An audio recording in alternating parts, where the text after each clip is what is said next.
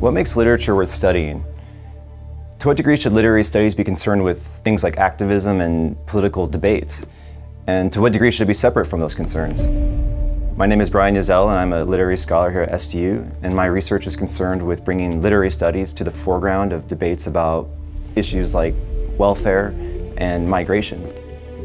And recently, my research has been concerned with a new type of literature called climate fiction, which generally defined is a type of science fiction set in the near future that's dealing with the consequences of anthropogenic climate change. And I'm interested in this literature because it's very clear that it has a concern, it has an agenda. It wants people to care about not only climate change, but its effects on the population. And that's a topic that I think literary scholars in general are reluctant to talk about, right? Intention, how literature might motivate someone to do something or feel a certain way. But because we can take this for granted that we should care about climate change and that this literature wants us to care, I think it's really fascinating to think about what type of strategies these novels employ to make people, or to encourage people to be concerned about not only the world around them, but other groups of people, the most vulnerable people, climate refugees, for example.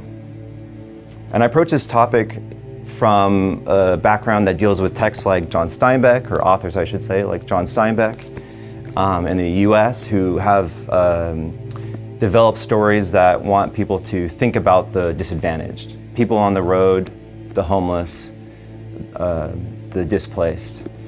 And I think when you have this historical perspective in terms of this literature, you can see how science fiction authors and climate fiction authors today are drawing from this tradition of generating sympathy or concern for unemployed people to encourage us today to think about people we might have a hard time otherwise imagining.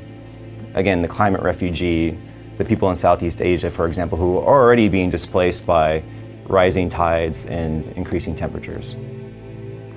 So alongside this research on climate fiction, which involves authors like Octavia Butler, Kim Stanley Robinson, and Paolo Bacigalupi, just to name a few, I'm also interested in drawing from scholarship in other disciplines outside of literary studies.